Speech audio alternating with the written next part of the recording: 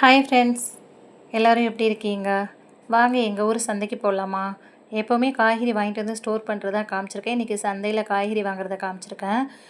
தக்காளி வந்துட்டு 2 கிலோ ரூ. 50. நல்லா பழமாவே எடுத்துக்கிட்டேன். ரொம்ப மீடியமான பழமா தான் எடுத்தேன். ரொம்ப காயும் இல்லாமல், ரொம்ப பழமாவும் இல்லாமல் எடுத்துக்கிட்டேன். அதுக்கப்புறம் லெமன், இது எல்லாமே கூறு ரூ. 20 தான். முதல்லலாம் ரூ. 10 இருந்துச்சு. இப்போ ரூ. 20 மாறிடுச்சு. ஏன்னா எல்லாமே ரேட்டு கூடிடுச்சு இல்லையா? ரொம்ப நாளாவே ரூ. 20 தான் கூறு. அதுக்கப்புறம் வந்துட்டு பாருங்கள் எவ்வளோ கூட்டம்னு பாருங்கள். நாங்கள் 7 மணிக்கு போயிருந்தோம். 10 மணி வரையும் சரியான கூட்டம். ரொம்ப கூட்டமாக இருந்துச்சு. ஏன்னா வெயில் டைம்ங்கிறதுனால எல்லாருமே நைட்டு தான் வர்றாங்க. அதுக்கப்புறம் எப்போவுமே வைலட் கத்திரிக்காய் இருக்கும். இந்த தடவை நாட்டு கத்திரிக்காய் இருந்துச்சு. அதுவுமே ஒரு தட்டு எடுத்துக்கிட்டேன்.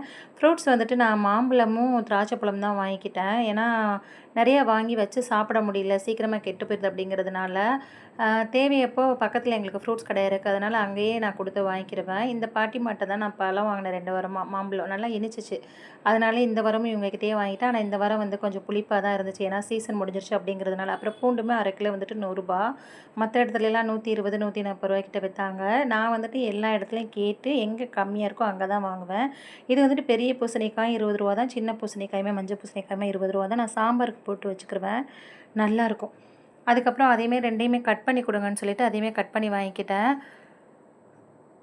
அதுக்கப்புறம் வெங்காயம் வந்துட்டு ரூ. 40. மற்ற இடங்கள்லாம் வந்துட்டு ரூ. 60, ரூ. 50 சொன்னாங்க. இங்கே ரூ. 40 சொன்னாங்க. நான் தக்காளி வெங்காயம் மட்டும் 2 கிலோ வாங்கிக்கிடுவேன். ஏன்னு கேட்டால் எனக்கு ரொம்ப தக்காளி வெங்காயம் தான் யூஸ் ஆகும். சில நேரத்தில் வீக்கெண்டுக்குள்ளேயே முடிஞ்சிடும். பக்கத்தில் வாங்கிக்கிடுவேன். தக்காளி வெங்காயம்னா என் ஹஸ்பண்ட் பொறுக்கி தந்துடுவாங்க. நல்லா பொறுமையாக நீட்டாக நல்லா தான் பார்த்து பொறுக்கி கொடுப்பாங்க. அதனால் அவங்களே பொறுக்கிடுவாங்க. ஒரு சில சமயம் நானும் அவங்களும் சேர்ந்தே பொறுக்குவோம். அதுக்கப்புறம் கேரட் விற்றுச்சு. கேரட்டுமே ஒரு கூறு எடுத்துகிட்டு வந்துட்டோம். தேங்க்ஸ் ஃபார் வாட்சிங்.